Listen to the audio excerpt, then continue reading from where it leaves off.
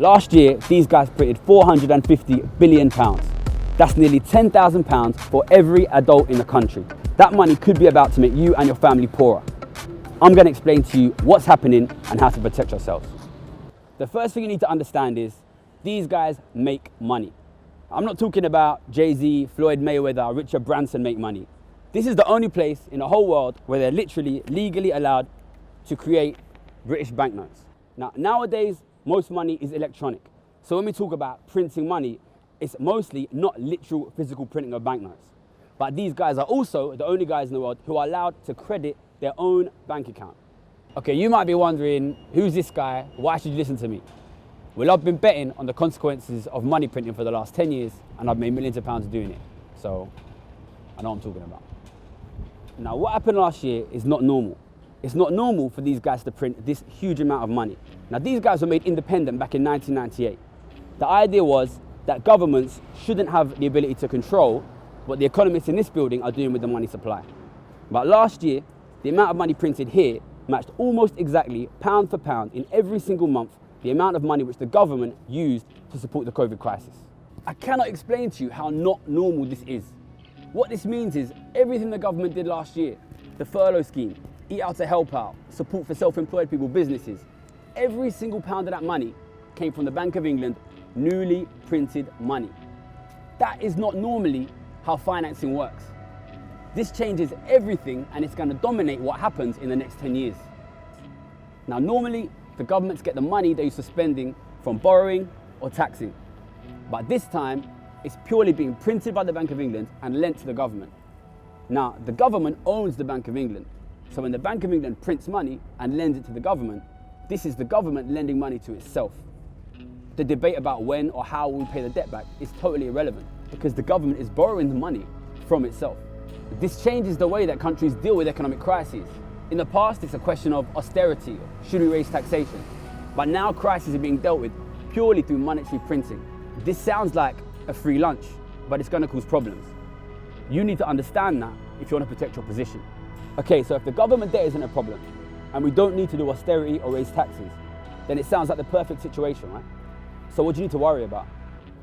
The problem is, there's been a massive, massive increase in the amount of cash in the economy. If you're not getting that money, you need to ask yourself, who's getting it? All of the data, including data collected by these guys at the Bank of England, is showing that the vast majority of that money has ended up in the bank accounts of richer people. Now, that money is not just going to sit there. In the early stages of the crisis, they might be happy to build bigger and bigger piles of cash, but eventually, they're going to start using it. They're going to use it to buy things like assets, houses, stocks and shares, holidays, going to restaurants. They're going to use that money to buy things that you and your family need, and it's going to push up the prices of those things. What this huge amount of money printing amounts to is a massive devaluation in the value of money. Now, who is that going to affect? Who is that going to hurt? Well, firstly, it's going to hurt ordinary working people who receive a fixed monetary salary every month. And secondly, it's going to hurt people who've kept their life savings in cash and are about to lose a massive chunk of what that is worth. The fact is, it's mainly poor and ordinary people who are going to get hurt here. Because I know these people are used to thinking cash is the safest thing.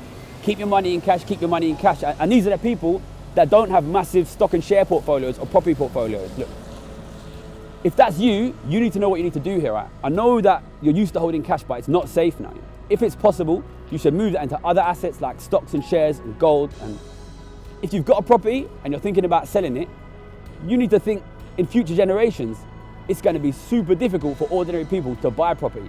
And if you're a younger person who is fortunate enough to have a way to get a property, you should get that, because that is the kind of security which 10, 20 years down the line is going to be impossible for ordinary people to get. I know there's going to be people watching this video saying, there is no way that me and my family can buy a house. Listen, I come from that kind of background, yeah? I know how difficult it is for people from ordinary families to do that. We need to address the fact that most families here are not going to be in a situation to protect themselves from what's happening here. If house prices double, stock prices double and treble, how are ordinary people going to protect their ability to access housing? We need to face the facts. If this happens, and I'm confident it's going to happen, a huge number of families in this country are going to have no way to access secure housing in the future. What can we do about that? The only way we're going to fix that is to deal with the actual underlying fundamental problem of the COVID crisis, which is that it's massively increased inequality in this country, on top of a decade of already hugely increasing inequality. If we don't do anything about that, there is no way we're going to fix the housing problem here. There is an alternative here. It's not simply a question of austerity or doubling house prices. There's a group of people who are making a ton of money off of this. When house prices double and stock prices treble, that is going to make a huge amount of money for the super rich, who have millions and billions in stock and property portfolios. At the moment, these guys are profiting from a crisis that is going to keep our economy in the stump for 50 years. The only way we can prevent an economic disaster here is to make sure we start taxing the rich. I'm out here working on this every day. If you want to help, if you want to know more, get in touch.